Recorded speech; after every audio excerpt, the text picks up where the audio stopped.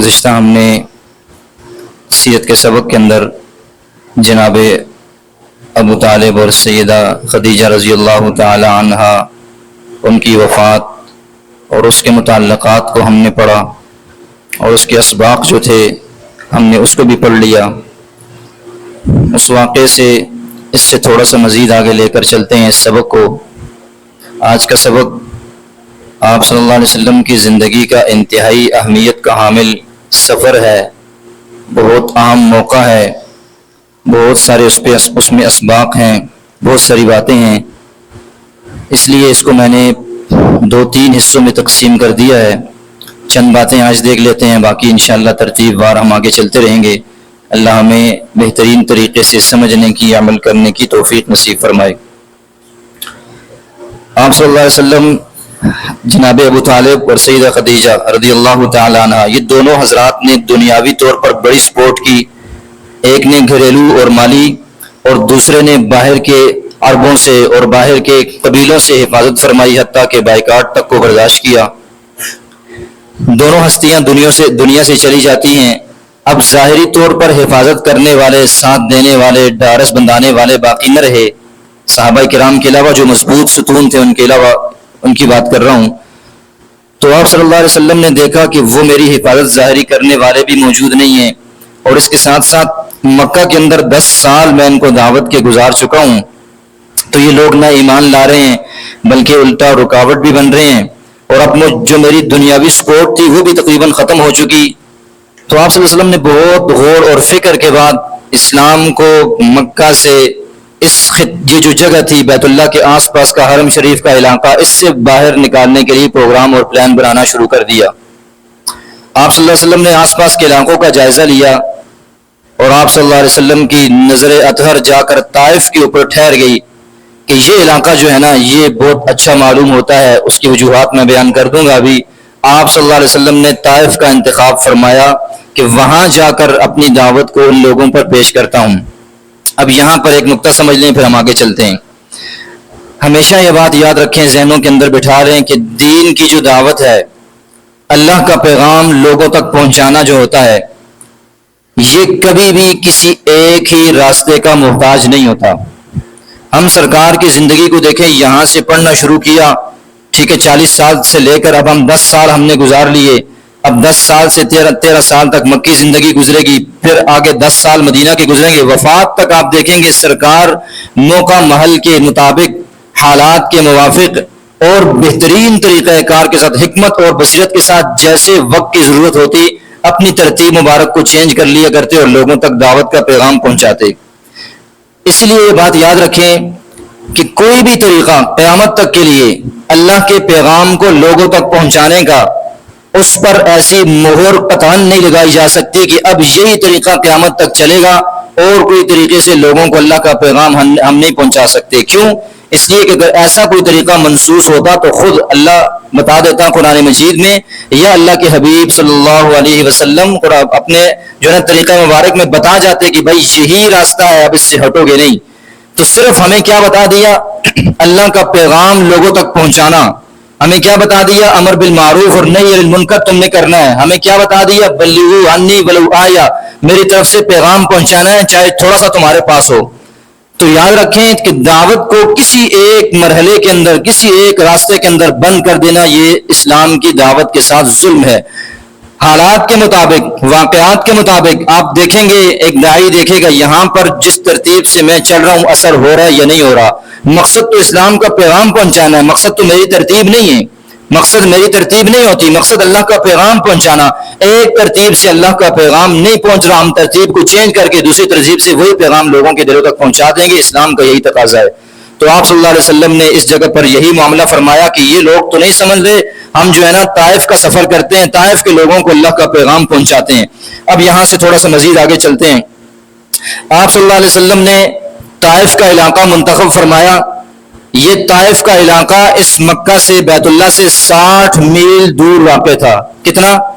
60 میل، اور اس کو کلومیٹر میں اگر تقسیم کریں، تبدیل کریں تو یہ بنتا ہے تقریباً 100، 108، 106، یعنی 100 سے لے کر 108 کلومیٹر کے درمیان کا یہ جو ہے نا یہ سفر بنتا ہے۔ تو آپ صلی اللہ علیہ وسلم نے 100 کلومیٹر دور کے ایک علاقے کا انتخاب فرمایا اور وہاں جانے کا پروگرام بنایا۔ اب یہاں پر یہ اس بات کو چلے سمجھ لیتے ہیں، پھر اور آگے چلاتا ہوں کہ یہ طائف کی جگہ کا انتخاب کیوں فرمایا۔ اور بھی تو آس پاس علاقے تھے، اور بھی جگہ تھی، اور بھی جو ہے نا علاقے تھے، تو صرف خاص طائف کا انتخاب فرمانا اس کی کیا وجہ تھی؟ تو سب سے پہلے نمبر پر یہ بات یاد رکھیے، آپ صلی اللہ علیہ وسلم نے اس طائف کی جگہ کو انتخاب اس لیے فرمایا، انتہائی خوبصورت، انتہائی سرسبز و شاداب اور باغات سے بھرا ہوا اور پھلوں سے لدا ہوا اور بہترین موسم اور علاقائی اعتبار سے بہترین جگہ تھی، اس لیے سرکار نے اس علاقے کا انتخاب فرمایا، نمبر 1۔ نمبر 2، یہ جو قریش مکہ تھے نا، مکہ کے جو مشرک تھے، ان کی وہاں پر جائیدادیں تھیں، وہاں پر ان کے باغات تھے، ہم آج آگے پڑھ بھی لیں گے۔ اور یہ لوگ کیا کرتے تھے، یعنی اگر میں اس کو خلاصے میں بیان کروں کہ یہ طائف کا علاقہ کیا تھا، تو طائف کا علاقہ اہل مکہ کے لیے پکنک پوائنٹ تھا۔ جیسے ہم لوگ سیر کرنے کے لیے گرمیوں میں کسی اور علاقے کی طرف چلے جاتے ہیں، تو یہ جو اہل مکہ تھے ان کے فارم ہاؤسز تھے وہاں پر، اگر میں آج کی زبان میں بات کروں، اور ان لوگوں کے وہاں پر باغات تھے، یہ وہاں پر چھٹیاں منانے کے لیے، گرمیاں گزارنے کے لیے، اپنے آپ کو ریلیکس کرنے کے لیے طائف کے اندر چلے جایا کرتے تھے۔ تو آپ صلی اللہ علیہ وسلم نے یہ دیکھا اس بات کو کہ اگر وہ جو لوگ وہاں کے ہیں اگر وہ ایمان لے آئیں گے، اور ایک بار ایسا ہوا، یہی جو قریش مکہ تھے انہوں نے اس علاقے کی طائف کی اہمیت کی وجہ سے اس پر جا کر کے حملہ کیا کہ ہم اس پر قبضہ کر لیں گے، تو یہ باغات سے بھرا ہوا اور بہترین جو ہے نا معیشت کے اعتبار سے بہترین علاقہ یہ ہمارے پاس آ جائے گا تو بڑا فائدہ ہوگا۔ تو وہاں پر جو بنو قبیلہ ثقیف تھا وہ اس بات کو سمجھ گیا کہ ہم مقابلہ تو کر نہیں سکتے، یہ ہم سے لے لیں گے یہ خطہ، تو انہوں نے ان کے ساتھ جو ہے نا معاہدہ کر لیا، ان کے ساتھ صلح کر لی، قبیلہ بنو دوست کو بھی اپنے ساتھ ملا لیا، تو ایک معاہدہ کر کے سلسلے کو اپنے حق میں کر لیا۔ تو بہرحال قریش مکہ اب ان جو ہے نا طائف والوں کے حلیف تھے، آپس میں معاہدہ تھا، تو اگر وہ طائف والے مسلمان ہو جاتے، آپ کی بات کو مان لیتے، سرکار نے اس بات کو سوچا، تو قریش کا یہ جو سلسلہ تھا وہاں سے جڑا ہوا معاہدوں کی صورت میں ان کو بہت زیادہ نقصان پہنچنا تھا، اور پھر ان کی چونکہ وہاں جائیدادیں ہیں، وہاں حالات ہیں، تعلقات ہیں، تو یہ لوگ مجبور ہوتے ان کی وجہ سے اسلام کی طرف آنے میں اور رکاوٹوں کو کم کر دیتے۔ تو بہرحال ایک وجہ یہ بھی تھی۔ اسی طرح یہاں پر ایک نقطہ یہ بھی یاد رکھیں، باقی باتیں میں پھر آگے آتی رہیں گی، کہ یہاں سے ایک بات یہ بھی پتہ چلتی ہے کہ اسباب کا اختیار کرنا یہ کتنی اہمیت کا حامل ہے اسلام کے اندر۔ ہمارے ہاں جو لوگ تھوڑے نیک ہونے لگ جاتے ہیں پھر اسباب کا وہ انکار کرنے لگ جاتے ہیں، یاد رکھیں اہل ایمان کو اسباب کے اختیار کرنے کا حکم ہے۔ آپ صلی اللہ علیہ وسلم نے ساری زندگی اسباب کو اختیار فرمایا، ایسا نہیں تھا کہ بیٹھ جاتے بس اللہ آسمان سے کوئی چیز گرا دے گا تو ہمارا کام، نہیں، پہلے سبب اختیار کرتے۔ ہاں عقیدہ ہمارا یہ ہے جو سبب ہم اختیار کر رہے ہیں اس میں جو ہمارا کام ہوگا وہ حکم اللہ کا آئے گا تو ہمارا کام ہو جائے گا۔ اسی لیے دنیا کے سارے کام ہمیں اسباب سے ہوتے ہوئے نظر آتے ہیں۔ بعض دفعہ جیسے معجزات کے اندر ہم دیکھتے ہیں پانی ڈبو نہیں رہا، چھری کاٹ نہیں رہی، اس قسم کے جتنے واقعات خرق عادت آتے ہیں وہ کیوں ہوتے ہیں؟ تاکہ آپ کو اور مجھے صرف یہ بات سمجھ میں آ جائے کہ ان چیزوں اسباب کے اندر خود کچھ نہیں ہے، جب تک اللہ کا حکم نہ ہو یہ کام نہیں کر سکتی، لیکن آپ کو اور مجھے پھر بھی اسباب کو اختیار کر کے اس بات کا حکم دیے گا، پھر بھی اللہ کی طرف متوجہ رہو کہ اس سبب کے بعد بھی اللہ میرے کام کو بنائے گا، لیکن سبب کو چھوڑ کر نہیں، سبب کو اختیار کرنے کے بعد۔ تو آپ صلی اللہ علیہ وسلم نے سبب اختیار کیا کہ یہ بہترین جو ہے نا معیشت کے اعتبار سے اور سفر کے اعتبار سے علاقہ ہمارے ہاتھ میں آ جائے گا، اس کے اگر سردار اور لوگ مسلمان ہو جاتے ہیں تو اسلام کو بڑا فائدہ پہنچے گا۔ تو اسباب کو ایک دخل ہے اس دنیا کے کاموں کے اندر، ہمیں اسے سمجھنا چاہیے۔ تو آپ صلی اللہ علیہ وسلم جو ہے نا سفر کے لیے نکلے، 100 کلومیٹر سے زیادہ راستہ ہے، اور آپ صلی اللہ علیہ وسلم نے زید بن حارثہ جو منہ بولے بیٹے بھی تھے اور آزاد کردہ غلام بھی تھے ان کو ساتھ لیا اور سفر کے لیے پیدل روانہ ہو گئے یہاں سے۔ پھر حکمتیں آگے ہم پڑھیں گے وجہ کیا ہے۔ وہاں گئے اور وہاں جا کر آپ یہ 3 سے 5 دن کا پیدل سفر بنتا ہے اتنا دور۔ پھر آپ صلی اللہ علیہ وسلم نے وہاں جا کر اس قبیلہ بنو ثقیف کے 3 سردار تھے، تینوں ہی ایک شخص کے بیٹے تھے، عبد العلیل، اسی طرح مسعود اور اسی طرح حبیب، یہ عمر بن عمیر کے جو ہے نا بیٹے تھے تینوں، یہ تینوں اس علاقے کے اس جگہ کے سردار تھے قبیلہ بنو ثقیف کے۔ آپ صلی اللہ علیہ وسلم تینوں کے پاس تشریف لے گئے اور تینوں کو اللہ کا پیغام سنایا اور دعوت دی۔ اب آپ ان لوگوں کی بدبختی دیکھیں، ان لوگوں کا آپ صلی اللہ علیہ وسلم کے ساتھ سلوک دیکھیں کہ آپ صلی اللہ علیہ وسلم خالص دین کی دعوت لے کر گئے تھے، تو ٹھیک ہے نہ مانتے لیکن آپ اب حالات کو سنتے چلے جائیں کہ کیا کیا اور پھر اس کے اندر حکمتیں اور بصیرتیں کیا ہیں۔ ہم نے تو آج تک صرف واقعہ سنا ہے, ہم نے تو مار کا قصہ سنا ہے, بڑے اس کے اندر پوائنٹ اور نکات ہیں. تو سب سے پہلے نمبر پر ان تینوں بھائیوں نے جو جواب دیے, سیرت نگاروں نے ان کو لکھا ہے. سب سے پہلے بندے نے یہ کہا کہ ان میں سے ایک سردار نے کہ بھائی اگر جو ہے نا آپ میں کہ اگر تم جو ہے نا اللہ کے نبی ہو, تمہارے جیسے بندے کو آپ بدبختی دیکھیں اس کی, تمہارے جیسے بندے کو اگر اللہ نبی بنا کر بھیجتا ہے تو میں جا کر کعبے کا پردہ جو ہے نا پھاڑ دوں. یعنی یقینی ہے یہ بات کہنا, یہ چاہتا کہ تم اللہ کے نبی نہیں ہو, مجھے یقین ہے کہہ رہا تھا اس بات کے اوپر. دوسرے نے کہا کہ کیا اللہ کو تمہارے علاوہ کوئی بندہ نہیں ملا تھا جس کو نبی بنا کر بھیج دیتا, یعنی جو ہمارے سرداروں کا محتاج ہے, ہمارے پاس آتا ہے دعوت لے کر کے. تیسرے نے کہا میں تو تم سے بات ہی نہیں کرتا, اس وجہ سے اگر تم واقعی اللہ کے نبی ہو تو پھر میں اگر تمہاری بے ادبی اور گستاخی کر دوں تو مجھے تو سزا ملے گی, اور اگر تم خدا نخواستہ جھوٹے تو پھر تو تمہارے سے بات کرنی نہیں چاہیے. تو بہرحال تینوں نے اللہ کے پیغام کو رد کر دیا, سرکار کی دعوت کو ٹھکرا دیا. آپ صلی اللہ علیہ وسلم نے ان تینوں سے کہا وہاں سے اٹھے اور یہ فرمایا کہ دیکھو اچھا ٹھیک ہے تم اسلام کی دعوت قبول نہیں کرتے, نہ کرو, لیکن یہ جو باتیں میں نے تمہارے ساتھ کی ہیں ان کو چھپا کر رکھنا, کسی سے ذکر نہ کرنا. ساری باتوں پر گفتگو کروں گا, جتنے پوائنٹ اٹھائے سب پر گفتگو کروں گا. کہا کہ کسی سے گفتگو نہ کرنا, اس راز کو راز رہنے دینا, بس تم نے میرے ساتھ جو کیا بس قصہ یہیں ختم کر دو. آپ صلی اللہ علیہ وسلم نے 10 دن وہاں قیام فرمایا طائف کے اندر. ایک ایک چھوٹے موٹے باقی جتنے سردار تھے سب کے پاس گئے, سب کو پیغام سنایا, دعوت دی اللہ کی, لیکن سب نے ہر ایک نے آپ صلی اللہ علیہ وسلم کے پیغام کو ٹھکرا دیا اور یہ کہا کہ ہمارے علاقے سے نکل جاؤ, ہم تمہارے پیغام کو قبول کرنے والے نہیں ہیں. پھر آپ صلی اللہ علیہ وسلم وہاں سے نکلے. یہ واقعہ بڑا مشہور ہے, بس مختصر اس کو آپ کے سامنے ذکر 1-2 لائنوں میں ذکر کر دیتا ہوں. وہاں سے باہر نکلے, ان لوگوں نے نمبر 1 آپ نے فرمایا تھا کہ بھائی اس بات کو چھپا لینا, انہوں نے راز کو افشا کیا. دوسرے نمبر پر آپ صلی اللہ علیہ وسلم کو وہاں سے نکلنے نہیں دیا, بلکہ جب نکلنے لگے پیچھے اپنے علاقے کے بدماش نوجوانوں کو, اوباشوں کو لگا دیا. تو آپ تصور کریں جب علاقے کے اوباش اور اس قسم کے لڑکے, نوخیز لڑکے کسی کے پیچھے لگ جائیں تو وہ وہ کس حالات سے کیسی ہوٹنگ کرتے ہیں اور کیا کرتے ہیں. تو سرکار کے ساتھ بھی انہوں نے یہی معاملہ فرمایا کہ جو ہے آپ وسلم پر ہوٹنگ کی اور گالیاں بکی اور برا بلا کہا اور دھکے مارتے اور وہاں سے بگاتے رہے, حتیٰ کہ پتھر اٹھا کر کے مارتے رہے. اور یہ زید بن حارثہ رضی اللہ تعالی عنہ, یہ آپ صلی اللہ علیہ وسلم رفیق سفر تھے. پتھروں سے بچانے کے لیے کبھی سرکار کے دائیں کبھی بائیں کبھی آگے کبھی پیچھے, سرکار کو پتھروں سے ان کی جو ہے نا ان چیزوں سے بچانے کے لیے اتنا آگے پیچھے ہوتے رہے کہ پتھر ان کو لگتے رہے, زخمی ہو گئے, یہاں تک کہ اپنے ان کا سر مبارک کئی جگہ سے زخمی ہو گیا.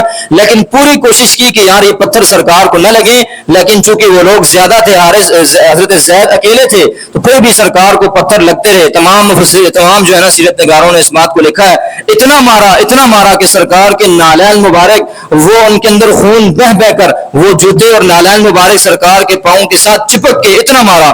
تو سرکار دو عالم صلی اللہ علیہ وسلم طائف سے 3 میل دور تک یہ سرکار کے پیچھے لگے رہے اور سرکار کو گالیاں بکتے رہے, مارتے رہے.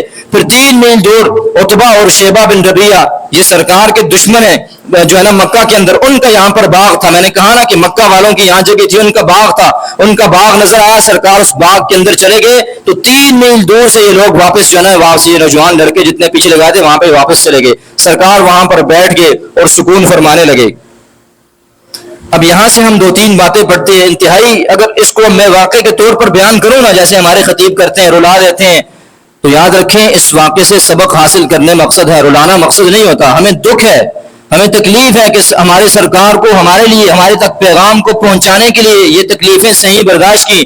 اللہ کی قسم کہ سرکار کا ایک خون کا قطرہ زمین کے اوپر گر جانا اللہ کے عذاب کو دعوت دینے کے مترادف, ساری انسانیت ختم ہو جائے, تباہ ہو جائے, سرکار کے خون کا قطرہ زمین پر نہ گرے, ہم ہمارے جان ہماری مالیں ہمارا سب کچھ اڑا دیں, ہمارے حبیب صلی اللہ علیہ وسلم پر قربان ہو جائے, لیکن تکلیف اور کانٹا نہ چبھے, یہ ہماری چاہت ہے. لیکن ان واقعات سے آپ کو اور مجھے سبق ملتا ہے. کیوں؟ اب یہ واقعہ واپس تو ہو نہیں سکتا کہ سرکار کو وہ نہ ماریں, تو اس کے اندر ہمارے لیے چند اسباق ہیں, ہم ان کو سمجھ لیتے ہیں. نمبر 1, آپ دیکھیں میں ہمیشہ یہ کہتا ہوں نا کہ دین کا پیغام حکمت اور بصیرت کے بغیر نہیں ہوتا. جو لوگ حکمت اور بصیرت کے بغیر دین کا پیغام پہنچانے کی کوشش کرتے ہیں جاہل ہوتے ہیں, وہ نقصان کرتے ہیں. تو یہ دین اتنا جو ہے نا وہ سادہ تو نہیں ہے کہ آپ جو ہے نا کسی کی بھی سپرد کر دیں, اٹھ کر کے جو ہے نا وہ لوگوں کو دعوت دے بغیر حکمت اور بصیرت کو سیکھے.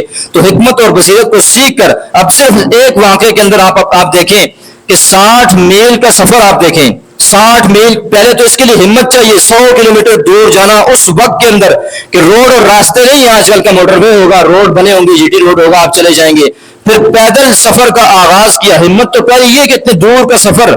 फिर दूसरे नंबर पर पैदल सफर क्यों किया, इसके अंदर क्या हिकमत है? उसके अंदर एक पहली हिकमत ये याद रखें कि अगर आप सल्लल्लाहु अलैहि वसल्लम जो है ना वो सवारी पर सवार होते तो मक्का, कुरैशी मक्का के कान खड़े हो जाते कि भाई ये किसी दूर के सफर के लिए जा रहा है, तो रुकावट बनने की कोशिश करते। तो पैदल सफर का आगाज किया ताकि कुरैश समझें कि मामूल का सफर है, बस आस पास ही कहीं जा रहे होंगे, इसलिए ताकि ये हमें रोके और रुकावट न बने हमारे रास्ते में।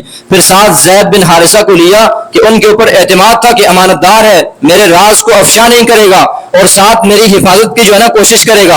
और इन चीजों को बाद में साबित कर दिया हज़रत ज़ैद बिन हारिसा ने कि सरकार के आगे पीछे होकर, दाएं बाएं होकर पत्थरों से बचाया और सरकार के राज को ना अफशा किया। तो सरकार सल्लल्लाहु अलैहि वसल्लम ने नंबर 1 पैदल सफर भी इसलिए किया और अपने मुंह बोले बेटे को, घर के फर्द को भी साथ इसलिए लेकर गए, अपने गुलाम को, ताकि अहले मक्का ये ना समझे कोई अहम सफर, बल्कि इस पैदल को देखकर और इसी तरह जो है ना ज़ैद को साथ देकर ये समझे कि आम सफर है, वो जो है ना हमारी तरफ मुतवज्जे ना हो। इसलिए सरकार दो आलम सल्लल्लाहु अलैहि वसल्लम इस तरतीब को लेकर के निकले। देखें कितनी एहतियातें हैं एक बात के अंदर। इसी तरह आप सल्लल्लाहु अलैहि वसल्लम ने जब वहां गए, हमने पढ़ा कि उन सरदारों से कहा ठीक है इस्लाम कबूल नहीं करते, लेकिन जो सलूक मेरे साथ किया ना इसको किसी के सामने जिक्र ना करना। क्यों? इसकी क्या वजह है? इसकी वजह यह है कि देखें आप सल्लल्लाहु अलैहि वसल्लम मक्का से इतने दूर अपने पैगाम को लेकर के गए, अगर ये बुरे सलूक की खबर अहले मक्का को पहुंच जाती, सरकार समझ रहे थे, तो वो लोग जरी और बहादुर हो जाएंगे। अभी तक तो जनाब अबू तालिब रास्ते में आड़ थे, अब वो दुनिया से चले गए। अगर उन तक ये खबर पहुंचती है कि भाई अहले ताइफ ने इसका ये हाल किया, पीछे लड़के लगाए, मारा और जो है ना इसको झुठलाया, इसको बुरा भला कहा, अपनी मजलिस से निकाल दिया, वो तो पहले से ज्यादा बहादुर और जरी होकर मेरे खिलाफ जो है ना खड़े हो जाएंगे। तो एक बात ये, और दूसरे नंबर पर इस वजह से भी कि अगर उनको पता चल गया मक्का वालों को कि मैंने ताइफ वालों को दावत दी है, तो वो तो मेरे खिलाफ ऐसे कमर बस्ता हो जाएंगे कि ये मोहम्मद सल्लल्लाहु अलैहि वसल्लम ये तो हमारे खिलाफ जो है ना ये तो मरकज की जगह तलाश कर रहा है, ये हमारे खिलाफ हमारे हलीफ कबाइल के पास दावत देकर चला गया, अगर वो हमारे रास्ते में खड़े हो गए तो फिर तो हमारा मुकाबला शुरू हो जाएगा। तो इस बात को सरकार ने छुपाने के लिए, ताकि मेरी दावत का काम भी हो जाए और मेरा राज भी अफशा ना हो। देखें कितनी बारीकियों का ख्याल रखते हुए आप सल्लल्लाहु अलैहि वसल्लम ने जो है ना अपनी दावत के काम को जो है ना आगे बढ़ाया। इसी तरह आप सल्लल्लाहु अलैहि वसल्लम को अब देखें, एक ये वाकया ताइफ का है कि इसके अंदर आप सल्लल्लाहु अलैहि वसल्लम के पाँव मुबारक आपके जिस्म को इतना जख्मी किया कि आपके पाँव मुबारक और नालैन मुबारक खून से भर जाते हैं और चिपक जाते हैं। इसी तरह हम और जिंदगी के वाकयात देखते हैं। हमने पिछली दफा एक हदीस पढ़ी थी, अम्मा आयशा ने पूछा कि या रसूलल्लाह ओहद के वाक़े के बाद, इस ओहद के वाक़े में जो है ना जंग ओहद के अंदर आप सल्लल्लाहु अलैहि वसल्लम की जो है ना वो रुखसार मुबारक में जो खोद सर पर पहना था उसकी 2 कड़ियां अंदर घुस गई, इसी तरह दांत मुबारक एक जो है ना वो टूट गया और इसी तरह एक गड़े के अंदर अपने घोड़े समेत गिर गए और सर भी जख्मी हो गया। तो बहुत जख्मी हुए सरकार, तो वहां भी जो है ना खून बह रहा है, वहां गड़े के अंदर गिर रहे हैं, दांत जो है ना टूट जाता है और खोद की कड़ियां एक सहाबी जो है ना खींच कर निकालने की कोशिश करते हैं तो दांत टूट जाते हैं, इतनी अंदर घुस गई। तो वो भी तो सख्ती का दिन था और जिंदगी में बहुत सख्त हालात आए। तो अम्मा आयशा ने पूछा आपकी जिंदगी में ओहद से भी ज्यादा सख्त दिन कभी कोई आया? तो सरकार ने वहां पर, हमने पढ़ा था ये इस दिन का तज़किरा किया जब मैंने ताइफ वालों पर पैगाम पेश किया और फिर उन लोगों ने मुझे पत्थर मारे और फिर मैंने आकर रुतबा शेबा की उस जगह पर जो है आकर के पनाह ली। तो क्या वजह है कि आप सल्लल्लाहु अलैहि वसल्लम ने इस ताइफ के सफर को क्यों आप सल्लल्लाहु अलैहि वसल्लम जो है सबसे सख्त दिन करार दिया, हालांकि जिंदगी में और भी बहुत सख्त हालात आए? सवाल है यहाँ पर। तो उसकी वजह यह है कि आप सल्लल्लाहु अलैहि वसल्लम जब ओहद में गए थे तो वहां पर जंग लड़ने के लिए गए थे, वहां पर आप सल्लल्लाहु अलैहि वसल्लम के पास हथियार थे, सहाबा किराम थे, लश्कर था, जंग लड़ने के लिए गए थे। और जब ताइफ में गए थे तो जंग लड़ने के लिए नहीं गए थे, हथियारों से लैस नहीं थे, निहत्ते होकर सिर्फ अल्लाह का पैगाम लेकर एक अपने सहाबी को, एक बच्चे को साथ लेकर के चले गए थे उनको दावत देने के लिए। तो जंग के अंदर, मैदान जंग में इंसान का जहन बना होता है कि बेटा तो मेहमान नवाज है अरबों के उस सिलसिले के मुताबिक, तो मेरे साथ तो कोई ऐसा तसव्वुर में भी नहीं था कि मैं मेहमान बन के उनके पास जा रहा हूं तो ऐसा सलूक, बुरा और गलीज सलूक मेरे साथ करेंगे। तो ऐसा कोई तसव्वुर नहीं था जो एक दुश्मन के पास जाने का तसव्वुर होता है। इसलिए सरकार को इस सफर से इतनी तकलीफ हुई कि मैं जंग करने नहीं गया, मैं इनसे लड़ने नहीं गया, मैंने पैगाम पहुंचाने में कोई अपने अल्फाज को गलत इस्तेमाल नहीं किया, अच्छे तरीके से अल्लाह का पैगाम रखा इनके सामने। फिर भी इन लोगों ने मेरे साथ ये सलूक किया, अरबों की जो है रस्म और रिवाज के मुताबिक मेहमान नवाजी का भी ख्याल नहीं किया। तो इसलिए आप सल्लल्लाहु अलैहि वसल्लम को इनके इस मामले से बहुत सख्त तकलीफ हुई, उसको सख्त तरीन तकलीफ का दिन करार दे दिया। इसी तरह बस इसके अंदर और बातें खत्म करते हैं। آپ صلی اللہ علیہ وسلم جو ہے نا وہ تشریف لے آئے، باغ کے اندر پہنچ گئے، باغ میں آ کر کے بیٹھ گئے. اس سلسلے کو یہاں سے اگلی بار آگے لے کر چلیں گے، بس آخری بات کر کے بات ختم کرتا ہوں. آپ صلی اللہ علیہ وسلم وہاں تشریف لائے. اب دیکھیں انہوں نے جھٹلایا، انہوں نے ایمان قبول نہ کیا، ساتھ برا بھلا بھی کہا، لڑکوں کو پیچھے لگا کر جو ہے نا مار بھی پڑوائی. اب آپ دیکھیں سرکار یہاں پر تشریف لاتے ہیں، باغ کے اندر سکون لینے کے لیے تھوڑا سا بیٹھتے ہیں. اب یہاں پر دیکھیں آپ کے اور میرے لیے کیسا سبق ہے سیرت کے پیغام کے اندر. اللہ کے نبی صلی اللہ علیہ وسلم وہاں کر کے بیٹھتے ہیں، فوراً اللہ کی طرف متوجہ ہوتے ہیں، ہاتھ دعا کے لیے اٹھا دیتے ہیں. اب آپ سمجھیں یہاں پر کہ تکلیفوں کے اندر، پریشانیوں کے اندر آپ کو اور مجھے کیسے جو ہے نا حوصلہ کرنا چاہیے، اور کیسے جو ہے نا ہمیں اللہ کی طرف رجوع کرنا چاہیے، کیا کرنا چاہیے. اللہ کے نبی صلی اللہ علیہ وسلم نے ہاتھ دعا کے لیے اٹھائے. یہ دعا کے جو الفاظ ہیں، اللہ کی قسم یہ دعا المستضعفین، کمزور لوگوں کی دعا کے نام سے یہ دعا مشہور ہے کہ جب آپ کمزور ہوں، ضعیف ہوں، کسی کا مقابلہ نہ کر سکتے ہو، اس وقت آپ کو اللہ کے سامنے کیسی دعا کرنی چاہیے. وہ الفاظ ایسے زبردست ہے، میں آپ کے سامنے پڑھتا ہوں، آپ کو موقع ملے اس کو یاد کریں. یاد نہیں کر سکتے، سامنے رکھ کر اس کو دیکھیں کہ کیسے الفاظ ہیں، کیسے اللہ کی طرف متوجہ ہوئے. تو فرمایا کہ اللہم الیک اشکو ضعف قوتی، اللہم الیک اشکو ضعف قوتی، اے اللہ میں آپ ہی کی طرف اپنی قوت کی کمزوری کی یا اللہ فریاد کرتا ہوں، وقلت حیلتی، اور اپنی تدبیر کی بے بسی کی بھی میں آپ کے سامنے جو ہے نا وہ فریاد کرتا ہوں، وحوانی علی الناس، اور لوگوں کی نگاہوں میں جو میری ناقدری ہے اس کی بھی میں وقت کا نبی ہوں، آخری نبی ہوں، ان کے لیے رسالت کا اور آخرت کا پیغام لے کر کے آیا ہوں آپ کی طرف لانے کا. تو میں جو میری ناقدری کر رہے ہیں اس پر بھی میں آپ سے فریاد کرتا ہوں، ان لوگوں سے گلہ نہیں کرتا. اسی طرح یا ارحم الراحمین انت رب المستضعفین، اے ارحم الراحمین آپ ہی کمزوروں کے رب ہیں، وانت ربی، اور آپ ہی میرے رب ہیں، الی من تکلونی، اے اللہ آپ مجھے کس کے حوالے کرنا چاہ رہے ہیں، آپ مجھے کس کے حوالے کر رہے ہیں. الی بعید یتجہمنی، کیا تو کسی ایسے جو ہے نا اجنبی کے حوالے مجھے کرتا ہے جو ہے نا میرے ساتھ سخت لہجے سے گفتگو کرتا ہے. ام الی عدو ملکتہ امری، یا تو میرے دشمن کو میرے معاملات کا جو ہے نا مالک بناتا ہے کہ جیسا چاہے میرے ساتھ معاملہ کرے. ان لم یکن بک علی غضب، اور اللہ ٹھیک ہے یہ سارے حالات میرے ساتھ ہوئے، اگر آپ کا غصہ میرے اوپر نہیں ہے، آپ ناراض نہیں ہیں، فلا ابالی، پھر مجھے کوئی پریشانی نہیں ہے، جیسے حالات مرضی آئے. ولیکن عافیتک، لیکن اے اللہ آپ کی جو عافیت ہے، یا اللہ یہ پریشانیاں نہ ہوں، مصیبتیں نہ ہوں، تکالیف نہ ہوں، یہ اوسع لی، وہ میرے لیے زیادہ کشادگی والی ہیں. یا اللہ میں مصیبتیں اور پریشانیاں نہیں مانگتا، آپ سے عافیت مانگتا ہوں. اسی طرح اعوذ بنور وجہک الذی، میں آپ کے اس چہرے اور ذات کی یا اللہ برکت سے، اس کے نور کی برکت سے آپ سے سوال کرتا ہوں. الذی اشرقت لہ الظلمات، کہ جس نور کی برکت سے ساری تاریکیاں دور ہو جاتی ہیں. وصلح علیہ امر الدنیا والآخرہ، اور جس آپ کی ذات کی نور کی برکت سے دنیا آخرت کے سارے معاملات سنور جاتے ہیں، ٹھیک ہو جاتے ہیں.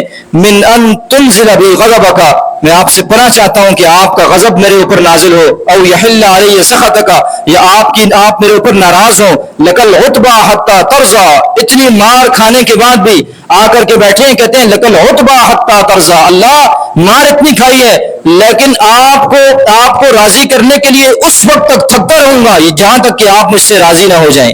اگر آپ مجھ سے ناراض ہیں، آپ کی غضب ہے میرے اوپر، ناراضگی ہے، تو اس وقت تک تھکوں گا آپ کو راضی کرنے کے لیے جب تک کہ آپ راضی نہ ہو جائے. ولا حول ولا قوت الا بک، اور اے اللہ آپ کے بغیر نہ کوئی مشکل دور ہو سکتی ہے اور نہ کوئی آسانی ہمیں مل سکتی ہے. تو دیکھیں کیسے زبردست دعا کے الفاظ ہیں. ہمیں بھی جب بھی کوئی پریشانی ہو تو فوراً اللہ کی طرف متوجہ ہو کر اس کی خالقیت کا، مالکیت کا اقرار کرتے ہوئے اور اس سے عافیت کا سوال. یہ بات یاد، اس کے اندر جو آخری بات کرتا ہوں، ختم کرتا ہوں، اس کے اندر ایک سبق ہمیں یہ بھی ہے. دیکھیں ایک طرف سرکار فرما رہے ہیں، اہم سبق ہے کہ یا اللہ اگر آپ اس حالات کے اوپر راضی ہیں نا تو ٹھیک ہے، مجھے کوئی پریشانی نہیں ہے. اگر آپ راضی ہیں کہ میرے اوپر سختی ہو، مصیبتیں، پریشان، تو مجھے کوئی پریشانی نہیں ہے. لیکن اللہ میں پھر بھی آپ کی عافیت کا سوال کرتا ہوں. ہم انسان، ہم آپ کو مجھے سمجھایا کہ ہم لوگ کمزور ہیں. کبھی اللہ سے یہ نہ مانگے کہ اللہ میں جیسے حالات آئیں گے برداشت کر لوں گا لیکن ایمان نہیں چھوڑوں گا، جیسے حالات آ جائیں میں روزہ نہیں چھوڑوں گا، میں نماز نہیں، میں تیرے حکم پر ہر صورت چلوں گا. نہیں، اللہ سے عافیت مانگے. اللہ کمزور ایمان ہے، کمزور جسم ہے، میں تجھ سے عافیت مانگتا ہوں. حضرت عباس ہیں، چچا ہیں سرکار کے، ترمذی کی روایت کے اندر آتا ہے، سرکار کے پاس تشریف لائے، آ کر کے کہا یا رسول اللہ مجھے ایک ایسی دعا بتا دیں جس کو میں ہمیشہ پڑھا کروں. تو سرکار نے فرمایا صلی اللہ العافیت، جاؤ عباس جو ہے نا اللہ سے عافیت مانگو، عافیت کی دعائیں کیا کرو. کچھ عرصے بعد دوبارہ تشریف لائے، پھر آ کر کے سرکار کو کہا یا رسول اللہ کوئی دعا بتائیں میں پڑھا کروں. فرمایا یا عباس یا عم رسول اللہ، اے عباس اے رسول اللہ کے چچا، جاؤ اور صلی اللہ العافیت فی الدنیا والآخرہ، جاؤ اللہ سے دنیا اور آخرت کی عافیت مانگو. یہ عافیت ہوتی کیا ہے؟ پریشانیوں سے، مصیبتوں سے، تکلیفوں سے اور فطروں سے بچاؤ ہے کہ نہ میرے زندگی میں تکلیفیں آئیں، نہ پریشانیاں آئیں، نہ فتنے آئیں، نہ مصیبتیں آئیں. پریشانیوں، مصیبتوں، فتنوں سے، آزمائشوں سے بچا کر کے یا اللہ مجھے اپنے تک پہنچا دے اور صحیح طریقے پر مجھے رکھ. عافیت اس چیز کا نام ہے. اسی طرح ایک اور روایت کے اندر آتا ہے، حضرت رفاعہ رضی اللہ تعالی عنہ، یہ بھی آخری روایت ہے، بس ختم کرتا ہوں. ترمذی کی روایت ہے کہ فرمایا کہ ایک بار ایسا ہوا کہ سیدنا صدیق اکبر رضی اللہ تعالیٰ عنہ منبر پر تشریف فرما ہوئے اور رونے لگ گئے. اور رونے کے بعد جو ہے نا فرمایا، عرض کیا کہ ایک بار آپ صلی اللہ علیہ وسلم جناب صدیق اکبر منبر پر چڑھے، رونے لگ گئے اور کہنے لگے کہ ایک بار سرکار بھی یوں ہی تشریف لائے، منبر پر تشریف فرما ہوئے، رونے لگ گئے. اور رونے کے بعد جو ہے نا ارشاد فرمایا صلی اللہ علیہ عفو والعافیت، اے لوگو، اے صحابہ، اللہ سے عفو، بخشش طلب کرو، معافی مانگو، والعافیت، اور اللہ سے جو نا عافیت کا سوال کرو. فإن أحدا لم يؤت بعد اليقين خيرا من العافیہ. کیسی عجیب اور زبردست بات کی. فرمایا کہ تم میں سے کسی بھی شخص کو ایمان لانے کے بعد اللہ پر اگر کوئی نعمت، ایمان لانے کے بعد سب سے بڑی نعمت کسی کی زندگی میں انسان کو ملتی ہے تو فرمایا وہ عافیت کی نعمت ہے. اس سے بڑی نعمت انسان کی زندگی میں کوئی نہیں ہے. اس لیے اللہ سے عافیت مانگا کرو. تو یاد رکھیں، آپ اور میں بھی مصیبتیں، پریشانیاں، مشکلات کبھی نہ مانگیں، اللہ سے ہمیشہ عافیت کا سوال کریں. اور اس ایک نقطہ یہاں پر یہ بھی ہے کہ آپ سے منبر پر چڑھے اور روئے کیوں؟ جب یہ دعا بتائیں تو روئے کس لیے؟ تو محدثین نے اس بات کو لکھا ہے، روئے اس لیے کہ چونکہ آپ صلی اللہ علیہ وسلم کو پتا تھا کہ میری امت پر قیامت اور میرے جانے کے بعد کون کون سے حالات آنے والے ہیں، کون کون سے فتنے آنے والے ہیں، کیسے کیسے فتنوں کا ان کا سامنا ہونے والا ہے، اور قرب قیامت تک کیسے کیسے میری امت پر حالات آئیں گے. ان حالات کی وجہ سے سرکار منبر پر کھڑے ہو کر کے روئے اور پھر یہ دعا بتلائی کہ میرے لوگوں، میرے صحابہ، ان فتنوں سے بچنے کے لیے، ان حالات کا مقابلہ کرنے کے لیے، ان مصیبتوں پریشانیوں سے اپنے آپ کو بچانے کے لیے اللہ سے عافیت مانگو. بڑے برے حالات تمہارے اوپر. تو دیکھیں، ایک تو یہ تھا کہ سرکار آپ کے اور میرے لیے اس وقت مانگ رہے ہیں جب ہم موجود ہی نہیں ہیں، اور صحابہ کرام کے لیے اس وقت آئندہ مستقبل میں جو آنے والی پریشانیاں، مصیبتیں، اس پر رو کر منبر پر کھڑے ہیں اور ان کو حل بتا رہے ہیں کہ دیکھو حالات بڑے سخت آنے والے ہیں، اللہ سے تم عافیت کا سوال کرتے رہنا، یہ پریشانیاں تمہیں کہیں اسلام سے اور ان چیزوں سے، اعمال سے دور نہ کر دیں. تو اللہ تعالیٰ ہمیں سیرت کے ان اسباب کو سمجھنے کی، اپنی زندگی میں ان کو عملی پہلوں میں لانے کی توفیق نصیب فرمائے.